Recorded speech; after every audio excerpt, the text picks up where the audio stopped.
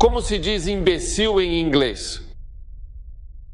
Bem, é a mídia ocidental e americana que odeia a Venezuela, inveja a Venezuela e gostaria de destruí-la. O meio de comunicação norte-americano NBC revelou que Donald Trump teria outro plano nessa luta contra o narcotráfico. Como você vê essa possibilidade de Donald Trump enviar tropas para esse outro país? Bem, queremos começar falando sobre a tensão que continua aumentando entre os Estados Unidos e a Venezuela. Ontem comentamos que o presidente Donald Trump deu uma entrevista bastante dura contra o mandatário venezuelano. Vamos entrar em guerra contra a Venezuela? Duvido muito. Acho que não, mas eles têm nos tratado muito mal, não só em relação às drogas. Eles despejaram centenas de milhares de pessoas em nosso país que nós não queríamos, pessoas vindas de prisões. Eles esvaziaram suas prisões no nosso país. Apesar de Trump ter assegurado que não busca uma guerra com a Venezuela, ele impôs limites ao governo de Nicolás Maduro. E agora o líder venezuelano veio responder a essas palavras do mandatário norte-americano, afirmando que o único que os Estados Unidos querem é derrubar seu governo, utilizar finalmente seus próprios recursos e gerar uma hecatombe, um grande problema dentro da Venezuela.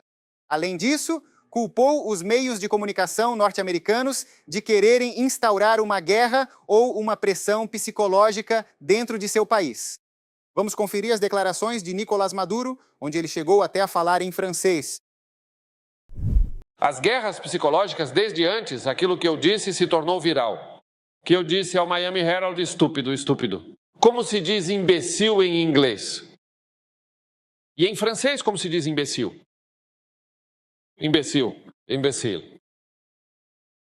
Bem, é a mídia ocidental e americana que odeia a Venezuela, inveja a Venezuela e gostaria de destruí-la.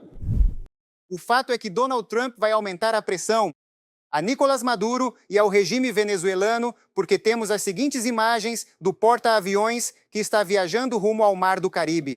Trata-se do maior porta-aviões que os Estados Unidos possuem. Aí estamos vendo as imagens do USS Gerald Ford, que estava em missão na Europa e que, por ordem de Donald Trump, está sendo mobilizado então para o nosso continente.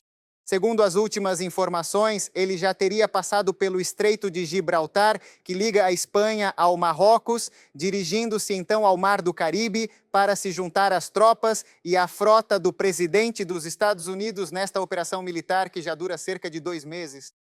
4.000 marinheiros e membros do Exército dos Estados Unidos vão a bordo deste mesmo porta-aviões, que tem uma grande capacidade para abrigar justamente aeronaves, helicópteros, além de dispositivos que vão em seu interior, recursos militares que claramente evidenciam a complexidade e também o poderio naval e do Exército norte-americano nesta investida, segundo Donald Trump, contra o narcotráfico, em uma situação que tem ficado cada vez mais tensa. Mas também a notícia seguinte gerou bastante debate do outro lado da fronteira, no México, porque o meio de comunicação norte-americano NBC revelou que Donald Trump teria outro plano nessa luta contra o narcotráfico. Agora ele estaria avaliando enviar tropas para o país vizinho, algo que não foi nada bem recebido pelo governo da presidenta Cláudia Sheinbaum. É uma medida que ainda estaria sendo analisada, segundo esse meio norte-americano. A Casa Branca ainda não se pronunciou a respeito, nem confirmou que realmente vai enviar militares ao México para combater os principais cartéis, como o de Sinaloa e o de Jalisco Nueva Generación. Hoje, como eu dizia, falou a presidenta mexicana, que disse que não vai aceitar nenhum tipo de intervenção. Ela vai sim ouvir Donald Trump, vai buscar apoio, buscar informações, mas não vai comprometer a soberania do seu país. Vamos revisar a declaração que a mandatária mexicana deu hoje? Isso não vai acontecer.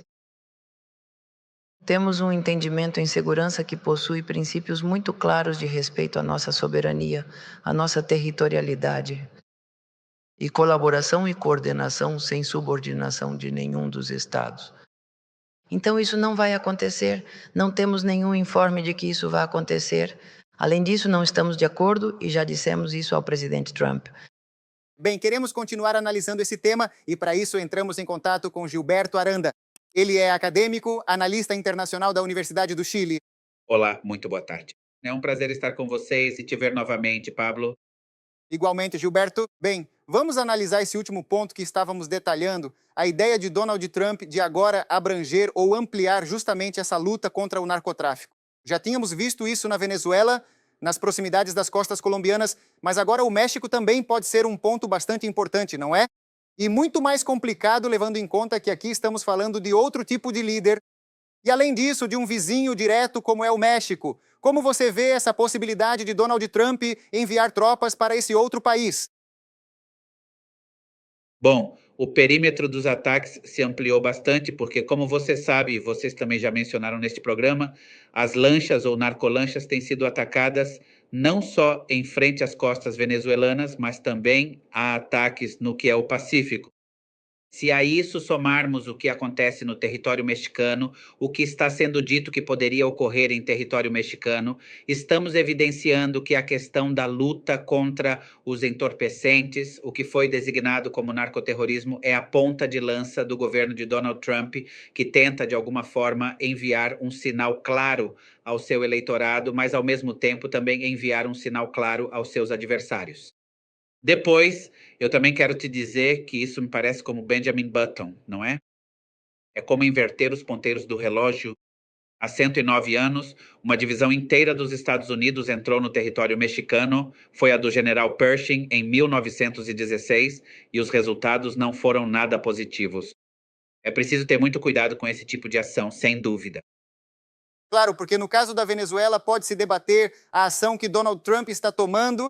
Eu acho que grande parte do continente não gostaria que Nicolás Maduro continuasse no poder e pode-se debater se a forma de conseguir isso é através da força ou dessa intervenção militar que está acontecendo no Caribe.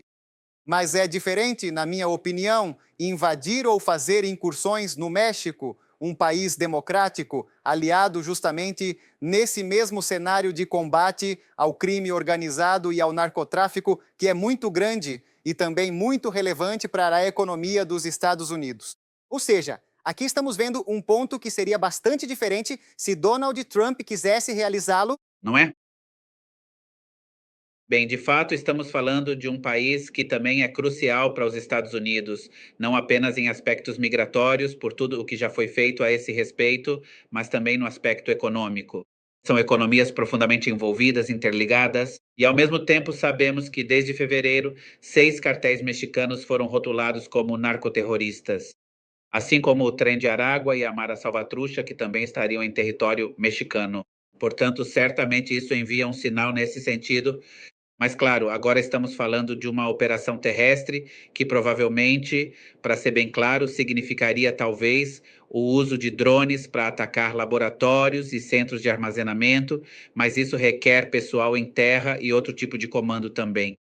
Ou seja, né, o que sabemos por essas notícias vazadas, sim, é que tudo estaria aparentemente sob o que é o Comando Conjunto de Operações Especiais, ou seja, a comunidade de inteligência, onde está, por exemplo, a CIA, que estaria encarregada, mas que iria além da colaboração técnica e de assessoria que já existe no México, e implicaria pessoal em território dos Estados Unidos, pessoal dos Estados Unidos em território mexicano, e, claro, a presença de efetivos para poder realizar essa operação. Embora durante o governo de Donald Trump, ele não tenha hesitado em pressionar ou criticar seus aliados. Fez isso com o Reino Unido, fez isso com Israel, fez isso com o Canadá, fez isso com a União Europeia. Neste caso, estamos vendo que essas operações militares contra o crime organizado e o narcotráfico foram realizadas em países antagonistas, por assim dizer, em termos ideológicos. No caso da Venezuela, Colômbia, agora México, ele teve uma disputa bastante importante por conta das tarifas com o Brasil. E existe também algo político, um fator diplomático, que está delineando essa nova política e estratégia de combate às drogas de Donald Trump. Há algo mais que talvez ele esteja buscando em torno dessas operações? Bem, é claro que estamos falando de um governo com o qual há uma diferença ideológica. Claro que não chega ao nível da Venezuela, que poderíamos dizer que já é uma distância intransponível neste momento a que existe entre o governo dos Estados Unidos e o madurismo. Mas também há evidências bastante importantes, tanto com a Colômbia, como eu dizia antes, pelas operações em outros lugares, quanto no caso do México. Existem distâncias ideológicas e, no entanto, o que vinha sendo a tônica da relação, inclusive entre o antecessor de Cláudia Sheinbaum, Andrés Manuel López Obrador, e o próprio Trump, era uma certa colaboração ou margens de colaboração em alguns temas, o que implicou que muitas vezes esses governantes cederam em medidas como enviar a Guarda Nacional Mexicana para a fronteira sul, a fim de evitar que pessoas da América Central levassem essas caravanas mais ao norte. E, no entanto, agora estamos diante de um desafio aberto ao que é uma soberania de Estado, o que pode ser entendido como algo que pode tensionar a relação. Portanto, há elementos ideacionais, há elementos ideológicos, mas, acima de tudo, está a determinação da liderança de Donald Trump de levar, custe o que custar, aconteça o que acontecer, a guerra contra o crime organizado e o narcotráfico aonde for necessário. E é por isso que o título 50 está incluído na legislação nacional para, de alguma forma, justificá-lo.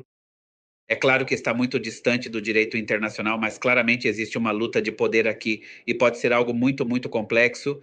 Penso que, conforme você descreveu, trata-se de um caso extremamente diferente do que está acontecendo na costa da Venezuela, no Caribe, embora o resultado também signifique a remoção das placas tectônicas do poder. Completamente.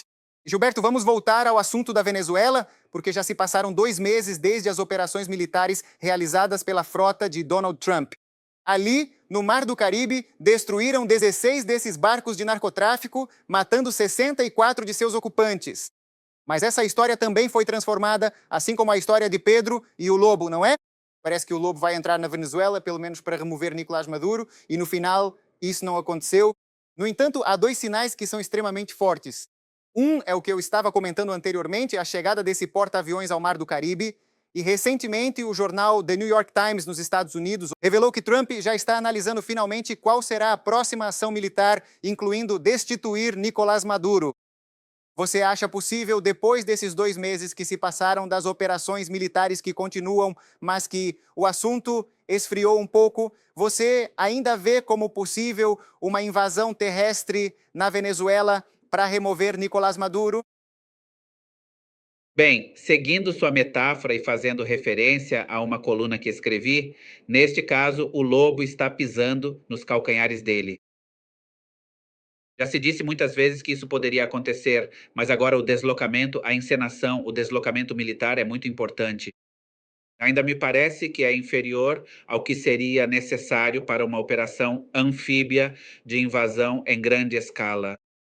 Estamos falando, se somarmos os que já estavam antes com esses 4.000 fuzileiros navais que vocês informam que vêm no porta-aviões, estamos falando de 10.000 efetivos. Isso não é suficiente para cobrir o território venezuelano, mas sim para realizar uma operação à distância sobre alvos em solo venezuelano. Isso me parece plausível e, evidentemente, com tamanha demonstração de poder, isso supera em muito os objetivos que são essas narcolanchas ou lanchas que são atingidas e que já somam várias, onde provavelmente há 65 mortos. Esse deslocamento militar vai muito além disso. Não é necessário esse deslocamento militar para alcançá-lo. Evidentemente, aqui há um objetivo de pressionar o governo venezuelano na expectativa de uma ruptura, de uma fratura no círculo de poder, se não no anel central, ao menos no imediato. Mas se isso não acontecer, Trump também pode, de certa forma, correr o risco de deixar de ser crível em suas ameaças. Portanto, em algum momento é possível que ele haja. Me parece que, nessa circunstância, o mais provável é uma operação à distância para atingir alvos específicos e, eventualmente, forçar a saída de Nicolás Maduro do poder. Por fim, Gilberto, temos pouco tempo, mas quero abordar o último tema porque a República Dominicana iria sediar a próxima cúpula da OEA, a Cúpula das Américas, onde os líderes dos países do continente se reúnem. A região, no entanto, acabou decidindo suspender essa cúpula que acontece a cada 3 anos devido à contingência que está ocorrendo no continente, alegando que não há condições para que o evento seja realizado neste país. De uma forma ou de outra, o que estão dizendo é especificamente por causa das operações militares no Caribe, certo? O que você acha dessa suspensão, que além de tudo é histórica? A verdade é que ela havia sido, de certa forma, avaliada e preparada por tanto tempo que chama a atenção. Esta é uma reunião da Cúpula das Américas de todo o hemisfério. O presidente Trump já havia adiantado que não iria, mas outros líderes também foram desistindo. Um pouco por conta do clima geral, que é uma sensação de confronto bélico, e também porque foi dito que há uma série de outros eventos que mantêm a atenção e o foco. Portanto, te digo que nesse contexto, me parece que os organizadores, os anfitriões, optaram por adiá-lo e dizem que será no próximo ano. Algo sem precedentes, ou se não totalmente sem precedentes, algo muito raro e excepcional, mas que de alguma forma nos mostra o estado precário das relações hemisféricas E e a desintegração da região em muitos aspectos. compartilho dessa opinião, Gilberto. Oi, agradecemos por este contato. É sempre um prazer conversar com você. Um grande abraço. Para vocês, uma boa tarde.